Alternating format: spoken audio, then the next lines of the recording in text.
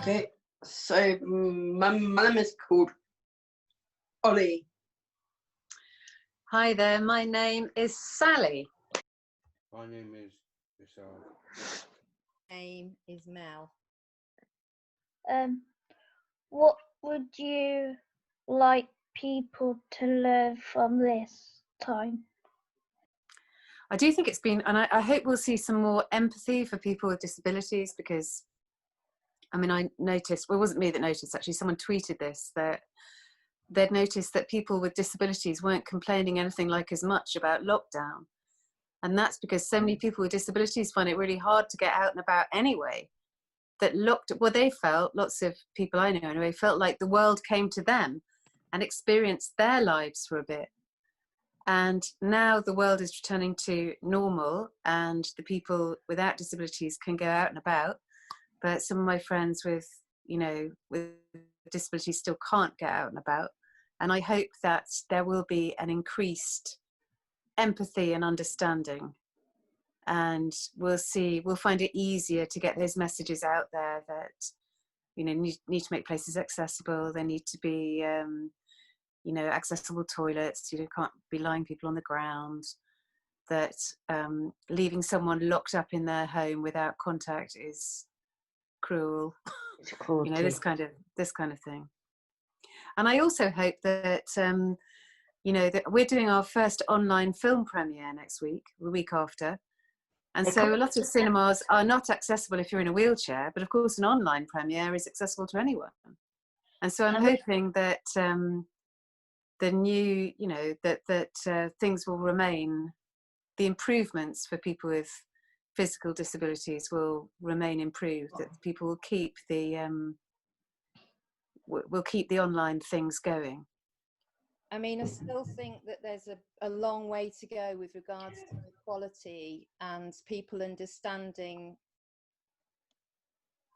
the kind of things that affect us in different ways. And I know, like, being on Twitter and having seen a lot of disability activists talking about their difficulties during lockdown. And I just think that there's, not enough people that know that or are listening to it to understand the complexities of what life has been like for some people. Before you had your children and all that kind of thing, what was your perception of people with disabilities? Does that make sense? Yeah, I suppose I thought all the things that people do think before that, when they're totally ignorant, which I was. I thought it was tragic and so sad, and that people with disabilities were tremendously brave. And so I've had a really steep learning curve with Ollie. So Ollie has arrived in my life and has actually taught me everything, everything that's worth knowing. I think I only really started learning it from Ollie. So yeah, Ollie has, having Ollie has completely reordered my life.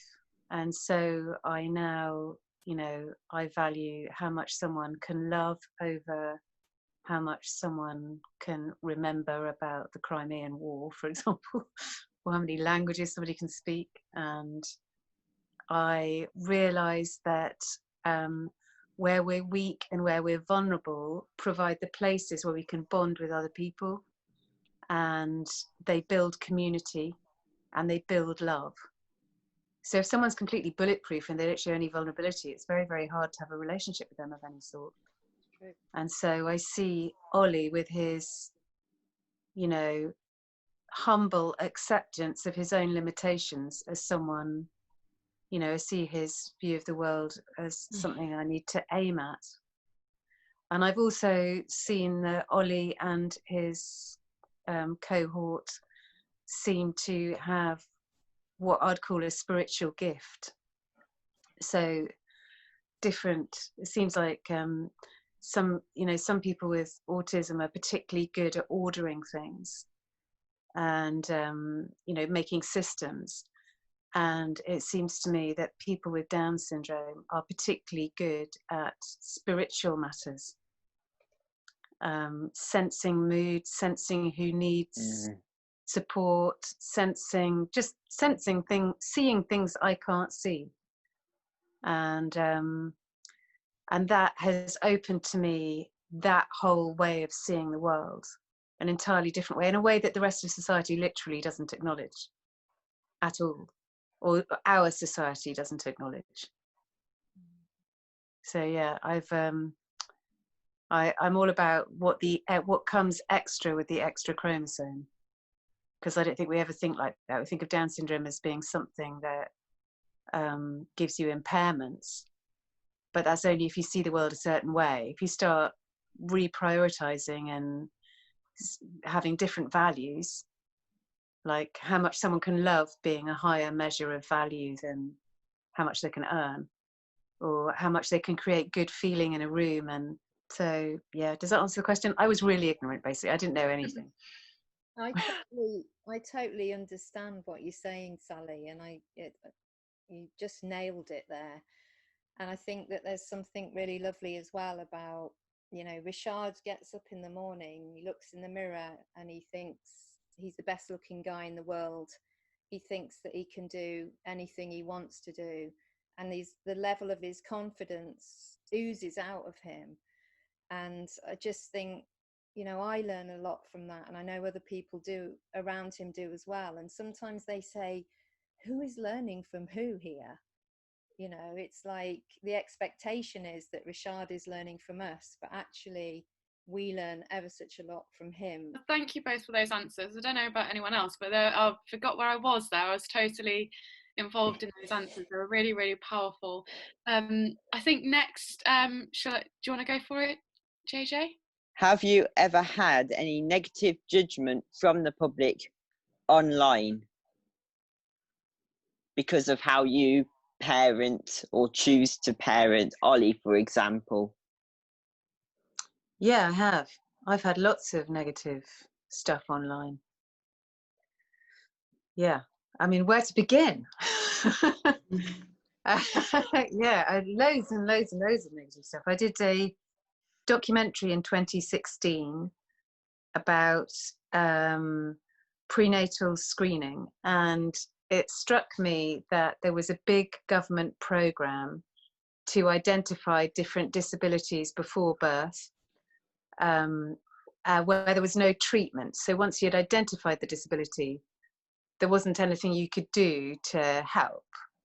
You could only terminate or not terminate. So it struck me that we shouldn't be spending quite so much money. We can't say we're signed up to the United Nations was it Charter of the Rights of People with Disabilities, and spend a lot of money on identifying disabilities essentially for the option of terminating. And Down syndrome, because it's very easy to spot and very cheap, people thought they'd make a lot of money out of it. And there'd never been a debate that involved people with Down syndrome. So I wanted to make a program that would, that would mean that we had a public discussion about it. And I just got a lot of everything. So I got a lot of hooray from the Down syndrome community, and just a lot of attack as well from people who feel that termination has been a really hard-won right, that women have fought hard to have control of their own bodies, and who really are very opposed to reducing any freedoms. And I also got some negative comments from people saying that their experience of parenting, actually it was often siblings saying their brother or sister, when people were very profoundly affected with Down syndrome, that they felt that their sibling suffered a lot and that I was being overly positive. about what life was like.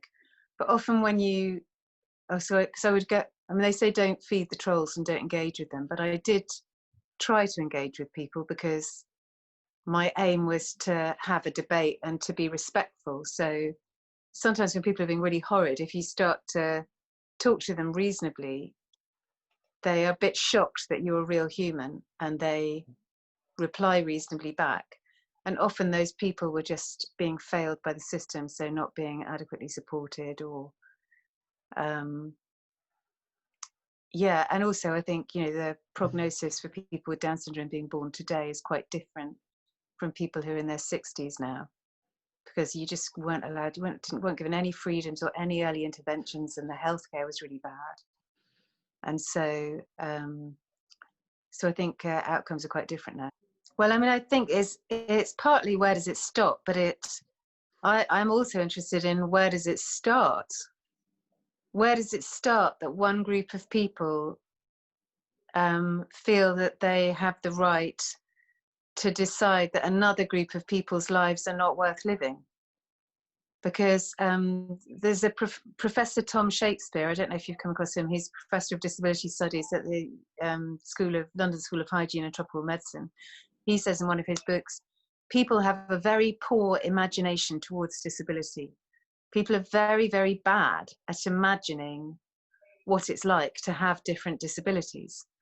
And so somebody who has always been able to walk imagines that if they lost the use of their legs, they wouldn't want to live. Whereas actually the research tells us that people who have a spinal cord injury within 5 years say that their life is as good, if not better. So there's a period of adjustment, but after that period of adjustment, people are just as happy. But we find that people with the use of their legs find it almost impossible to imagine what it would be like living a life without their legs until they're doing it. And when they do, they find, oh, you know, that was a bit of a shock, but it's completely survivable. And then what happens is that you have this thing called adversity inoculation. So you get very good, actually better than other people at dealing with challenging situations. Because you go, oh, I had that challenging situation and I aced it. Well, I'm going to give this other one a crack. And you can find that people with disabilities can become very high achievers because they're just not intimidated by things because they have an experience of overcoming. Which is why, you know, something that's very interesting to say in terms of employment, that, you know, you have a strength of character due to, it's like having been in an emotional gym. Been in an emotional gym and you've been working out and you've dealt with some very difficult things that most people never have to deal with. And why would that make you worse at handling other things? I think it's a very good argument that would make you better than other people at managing some things. Thank you so much. That was, I can't express how much I was with you on that answer. What needs to change for disabled people to have equal opportunity? So what needs to change? Yeah, within the media. Yeah, we've got a bit of education to do, basically. And we need to keep reiterating the message that it's not okay not to include people just because it might be a bit harder. Yes. That we do it for race and we do it for children, and it isn't really okay. So I think they are getting the message, and I hope things are going to change. I think we've lost Sally. Have we lost Sally? Her sound did cut out there just before she left, so I think that might have been an internet problem. Yes. We'll let her back in.